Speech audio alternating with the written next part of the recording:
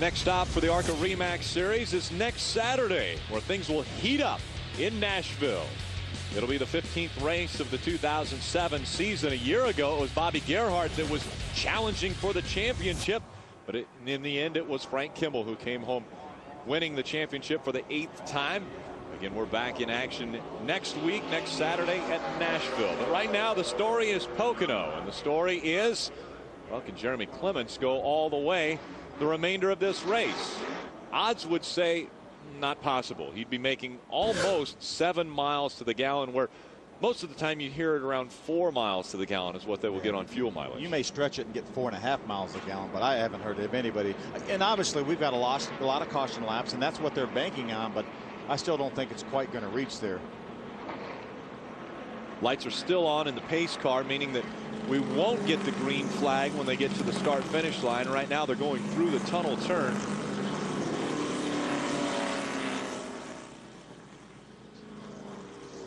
Get a long racetrack here as they're making their way around.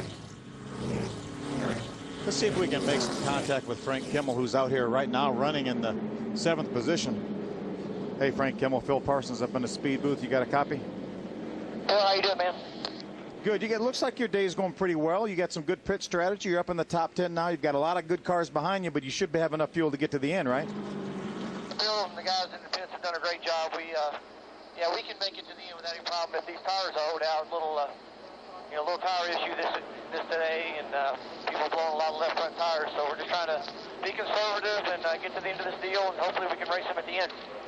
Yeah, there are not a lot of the cars in front of you, Frank, that did not pit when you guys did. So, we hear a lot of talk that some of these guys think they can make it the rest of the way, but we don't see any way possible. But we know you have enough fuel to make it the rest of the way. And as you mentioned, we've had a pretty serious left front tire issue. And I talked to Bill, your brother and crew chief, just before the race, and he said you guys were a little bit more conservative on that left front, knowing this could be a problem. Absolutely. When you're racing for points, you know how that does. And we're pushing the nose a bit in turn 3, and that's kind of slowing us down on the long straightaway. But the other 2 turns were pretty good, so we'll just race it to the end, see what we got. All right, they gave the 1 to go signal. Get that thing ready and get it towards the front, Frank. Phil, thank you, man. And Jeremy Clements out in front of the field. Right behind him, it's the 60 of Patrick Sheltra. Jim. And I'm in his pit right now talking to crew chief John Hayden, former competitor here in this series, making the calls with team manager Keith Strunk. Now, John, I'm going to ask you a couple of questions. How are you guys on fuel mileage, and can you go the distance? We feel like we're pretty good. We knew we could make it 36 green flag laps, and right now we're going to try to go 39 laps. And we've got a few cautions in here, so we feel like we can go rest of the way.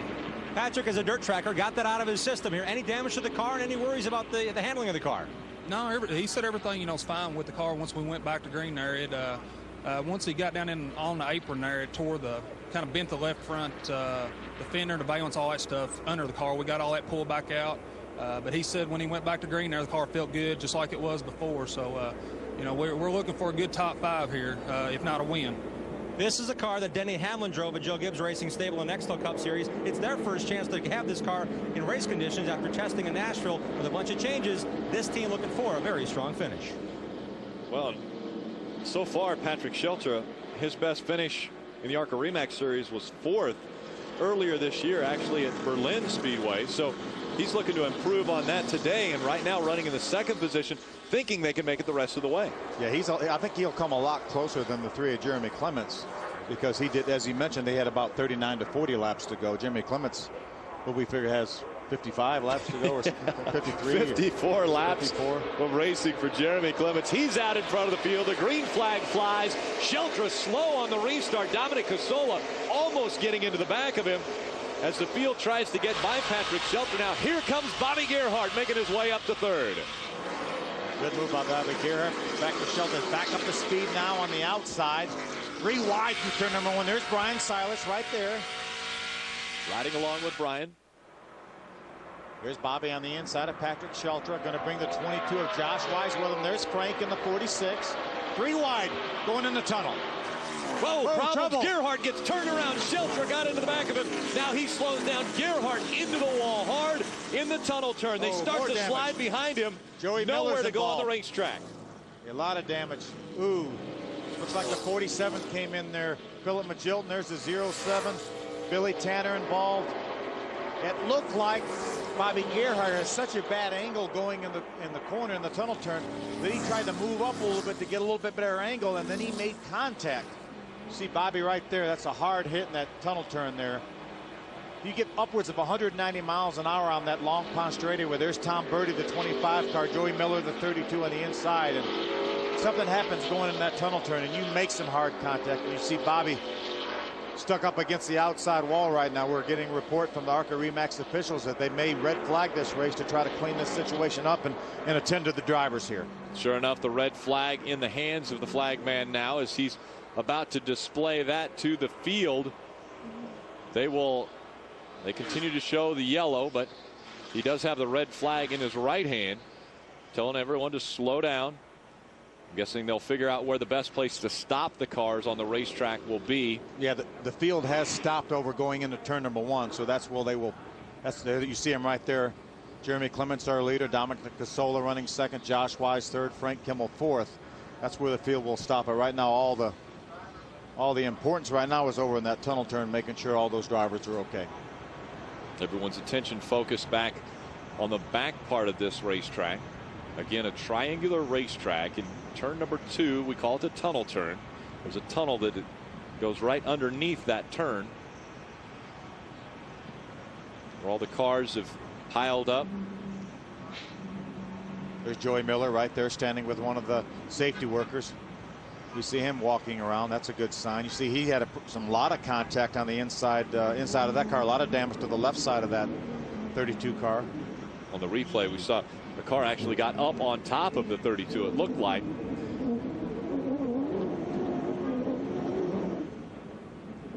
Joey's making his way back to the ambulance. They'll check him out.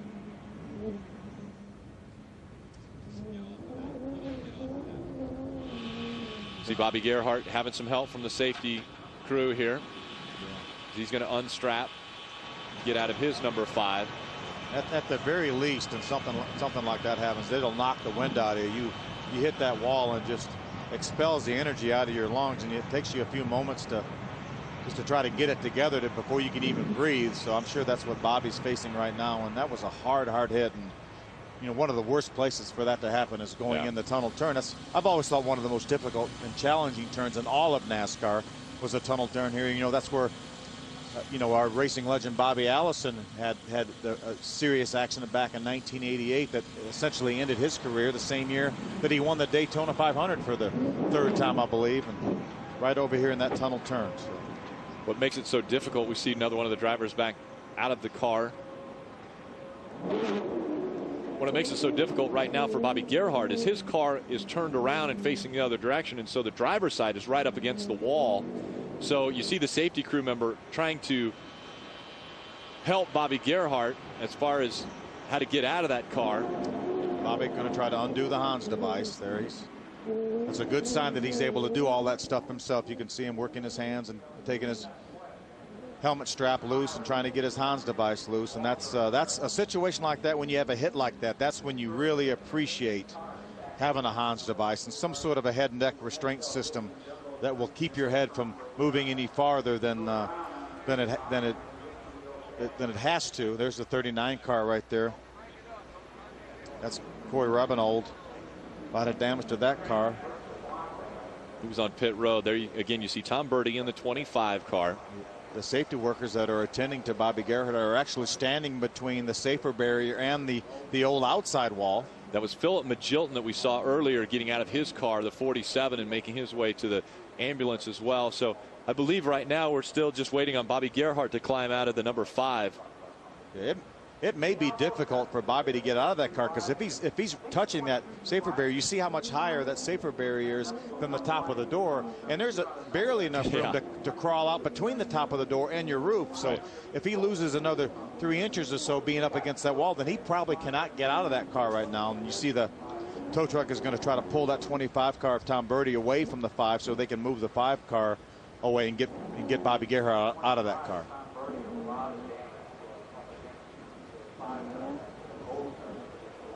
And just to touch on some of the safety issues that I know not only, and we see Bobby Gerhart now climbing out of that car. You know, Gerhart could have got out of there a lot quicker, obviously, if there was the need. I mean, if there was a fire or something, he would have been able to climb out of that car immediately. But he had more than one issue there to deal with. He had the wall on one side. Well, he also had Tom Birdie's car on the other side. And now he's going to walk the tightrope here on top of the wall here. And the safety crews are going to help him with that, obviously. Help him down. As you mentioned, a hard hit there for Bobby Gerhart in that turn. Real hard hit right there in that turn. Again, speeds upwards of 190 miles an hour going into that corner, and it happened right about the time you're going to back off going into that corner. So he is running maximum speed there. Let's see if we can take a look back at it. See, Josh Wise makes it 3 wide on the inside. It looked like Bobby, obviously Bobby in the 5 and the 60, Patrick Shelter made contact. I thought it looked like maybe that the 5 of Bobby Gerhart tried to move up the racetrack a little bit to get a little better angle in. Then you can see the 32 and the 25 and the 39 all come in there together, make hard contact with Bobby, who's pinned up against the wall. Here's another view of it right here. There's the contact right there, the 5. Just clipped the left front corner of the 60 of Patrick Shelter, but turned him around in absolutely the wrong place. And he's sitting right up here vulnerable right now. And these guys have made some contact. And see the 32 and the 25 get together. Then the 47 comes in. A Philip Magilton. He actually went underneath the 32 car. At the very beginning of that, we also saw Kimmel move by on the inside. We ride along now with Bobby Gerhart.